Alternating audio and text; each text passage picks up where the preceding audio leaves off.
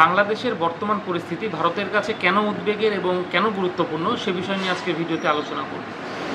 বাংলাদেশের যে বর্তমান পরিস্থিতি, সেই পরিস্থিতি এরকম সরকার পরিবর্তন এর আগেও হয়েছে। বাংলাদেশে শেখ মুজিবুরের হত্যার পরে জিয়াউর রহমানের সরকার গঠন হয় এবং তিনি সেনাপ্রধান ছিলেন। তার পরবর্তী সময় তার হত্যা হয় এবং এরশাদ ক্ষমতায় আসেন। এরকম করে বিভিন্ন সময় বাংলাদেশে কিন্তু ক্ষমতার একটা বিভাজন বা ক্ষমতার একটা সেনা অভ্যর্থান এই ইতিহাস রয়েছে। কিন্তু এইবারের যে সরকার পরিবর্তন হয়েছে তার পেছনে একটা বড় কিন্তু কারণ রয়েছে, যেটা ভারতকে উদ্বেগে রাখছে। প্রথমত, যে ভারতের উদ্বেগের কারণ, বাংলাদেশে যে সময় ছাত্র আন্দোলন হয়, শেখ হাসিনার বিরুদ্ধে কোটা বিরোধী আন্দোলন, সেই আন্দোলনের মধ্যে থেকেই কিন্তু বাংলাদেশের হাই প্রোফাইল জেল ভেঙে বিভিন্ন জঙ্গি সংগঠনের সদস্যদেরকে মুক্ত করা হয়, যারা পরবর্তী সময়ে এই আন্দোলনকে অনেকটা অংশে প্রভাবিত করে বলে অভিযোগ রয়েছে।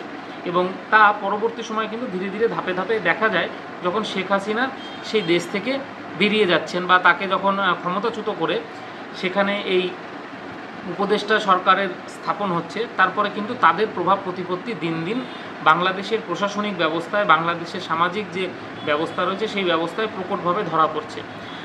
বাংলাদেশে কিছুদিন আগে সেখানকার গাজীপুর যে হাই প্রোফাইল একটা জেল ছিল, সেই জেল থেকে সেখানকার একজন মোস্ট ওয়ান্টেড জঙ্গি সংগঠনের নেতা জসিমউদ্দিন রহমানিয়াকে মুক্ত করা হয়েছে এবং তিনি বাংলাদেশের বিভিন্ন ধরনের জঙ্গি সংগঠনগুলোর সঙ্গে যুক্ত, জঙ্গি ঘটনার সঙ্গে যুক্ত, এবং আইএসআই যে জঙ্গি সংগঠন বর্তমানে পৃথিবীর সবথেকে মাথা ব্যথার কারণ, সেই সংগঠনের সদস্য হিসাবে তারা আনসারুল বাংলা নামে একটি টিম বাংলাদেশে গঠন করেছিল, যে টিম বাংলাদেশে বিভিন্ন ধরনের মুক্তমনা মানুষদেরকে হত্যার কাজে লিপ্ত ছিলেন, যাদেরকে নিষিদ্ধ করা হয় এবং পরবর্তী সময় তাদের যারা প্রথম সারির নেতারা ছিলেন বা জঙ্গি সংগঠনের সদস্যরা ছিলেন তাদেরকে জেলে বন্দি করা হয়। তারা কিন্তু বর্তমান সময়ে মুক্ত এবং তারা সরাসরি বাংলাদেশের রাজনীতিতে অংশগ্রহণ করছেন বর্তমান সময়ে।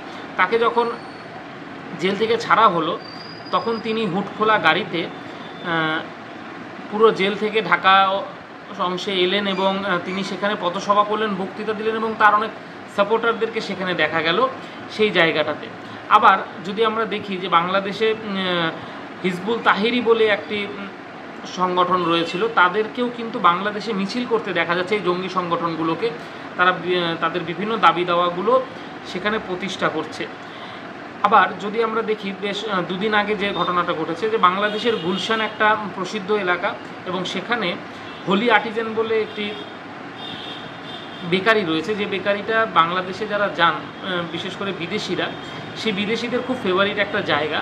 সেইখানটাতে 16 সালে একদিন রাত্রে সেই বেকারিতে আক্রমণ হয় এবং সেই বেকারিতে একটা হোস্টেস পরিস্থিতি তৈরি হয় এবং সেখানে প্রায় 20 জনের ওপরে মানুষকে মারা হয়, যার মধ্যে জাপানের ইঞ্জিনিয়াররা ছিলেন, ইতালির মানুষেরা ছিলেন, আমেরিকার মানুষরা ছিলেন, ভারতের 2 জন মানুষরা ছিলেন।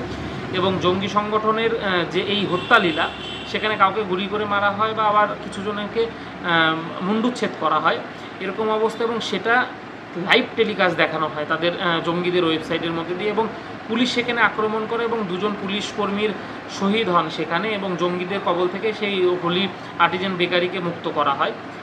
এই পরিপ্রেক্ষিতে সেই গুলশানে 2 জন পুলিশ অফিসার যারা শহীদ হয়েছিলেন এই জঙ্গি আক্রমণের সময়, তাদের স্মৃতিসৌধ বা স্মৃতি ভাস্কর্যের একটি মূর্তি স্থাপন করা হয়েছিল। সেই মূর্তিটাকে ভেঙে ফেলা হয়েছে এবং সেইখানে পোস্টারিং হয়েছে যে বাংলাদেশকে আগামীতে আফগানিস্তান তৈরি করা হবে বা আফগানিস্তান তৈরি করার পথে এগিয়ে নিয়ে যাওয়া হবে। আমরা সকলেই জানি যে আফগানিস্তানের পরিস্থিতি, আফগানিস্তানে তালিবানের নেতৃত্বে যে জঙ্গি সংগঠন রয়েছে এবং আফগানিস্তানের যে শাসন ব্যবস্থা বা সেখানকার মানুষের যে জীবনশৈলী, সে বিষয়ে আমাদের সকলেরই ধারণা আছে। তাই এটা নিয়ে নতুন করে বলার কিছু নেই। যদি আমাদের প্রতিবেশী রাষ্ট্র বাংলাদেশ আফগানিস্তানে রূপান্তরিত হয়ে যায়, তাহলে সেটা ভারতের জন্য কিন্তু বিশেষভাবে মাথা ব্যথার কারণ হবে। কারণ অলরেডি আমরা পাকিস্তানের জঙ্গি সংগঠনের যে প্রভাব বা পাকিস্তানের সঙ্গে জঙ্গিদের সঙ্গে লড়াই করতে গিয়ে আমাদের অনেকটা অর্থ আমাদের ব্যয় হয় এবং অনেকটা অংশ সেইখানটাতে আমাদের এঙ্গেজ থাকতে হয়, যেটা আমাদের দেশের উন্নতির ক্ষেত্রে বাধাপ্রাপ্ত হয়। পাশাপাশি যদি বাংলাদেশ সীমান্তে এই পরিস্থিতি সৃষ্টি হয়, তাহলে আমাদেরকে বাংলাদেশ সংলগ্ন যে সীমানা সেখানে আরও বেশি সেনা মোতায়েন করতে হবে, সেখানে অস্ত্রের মজুত করতে হবে, এবং জঙ্গি সংগঠনগুলোকে ওপরে যে নজরদারি সেই জন্য প্রচুর খরচা হবে, যেটা ভারতের কিন্তু অর্থনৈতিকভাবে ভারতকে অনেকটাই পিছিয়ে দেবে, বা ভারতের যে পরিস্থিতি বা যে চিন্তার জায়গাটা সেই জায়গা কিন্তু অনেক বাড়িয়ে দেবে। সেই কারণে কিন্তু বাংলাদেশের এই বর্তমান পরিস্থিতিটা কিন্তু ভারতের জন্য চিন্তার কারণ। বর্তমানে বাংলাদেশের যে অস্থায়ী সরকার চলছে বা বাংলাদেশের যে প্রশাসনিক ব্যবস্থা, তার পেছনে জঙ্গি সংগঠনের মাথাদের উপস্থিতিতে অনেক বেশি পরিমাণে পাওয়া যাচ্ছে, যেটা ভারতের ক্ষেত্রে বিশেষভাবে চিন্তার কারণ হয়ে দাঁড়িয়েছে, যেটা পরবর্তীকালে ভারতকে সমস্যায় ফেলবে। আবার আমরা যদি দেখি যে বর্তমান প্রশাসনে যারা রয়েছেন বা অস্থায়ী সরকারে যারা রয়েছেন, তাদের কিন্তু এই জঙ্গি কার্যকলাপ বা জঙ্গিদের মিছিল, জঙ্গি সংগঠন নেতাদের মিছিল বা তাদের বক্তব্য, সেই বিষয় নিয়ে কোনো রকম মন্তব্য করতে বা তাদের কোনো রকম স্টেপ নিতে এখনও অবধি দেখা যায়নি।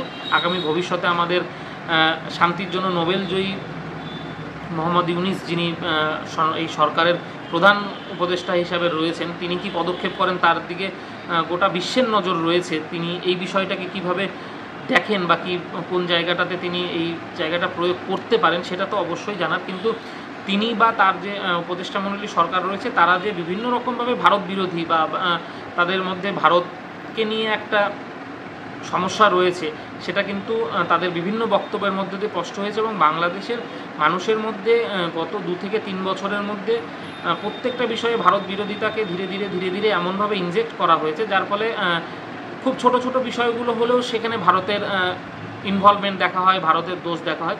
কিন্তু স্বাধীনতার পরবর্তী সময় থেকে যদি আমরা ইতিহাস ঘাটে দেখি, তাহলে দেখব বাংলাদেশ গঠন করার সময় সেটা জিয়াউর রহমান হোক বা এরশাদ হোক বা খালেদা জিয়া হোক বা শেখ হাসিনা হোক, সবসময় কিন্তু ভারত বাংলাদেশের পাশে থেকে বাংলাদেশকে গঠন করার বিষয়ে এগিয়ে নিয়ে এসে, এবং জোট নিরপেক্ষ আন্দোলন পরবর্তী সময়তে সার্ক যখন গঠন হয়, সেই সার্ক গঠনের যে জিয়াউর রহমান এবং পরে এরশাদ, এনাদের যে মস্তিষ্ক প্রসূত পরিকল্পনা, সেটা কিন্তু ভারতে সরকার তাকে অনেকটাভাবে এনরোস করেছিলেন, এবং সেই জন্য সার্ক গঠনে কিন্তু বাংলাদেশের একটা গুরুত্বপূর্ণ ভূমিকা ছিল।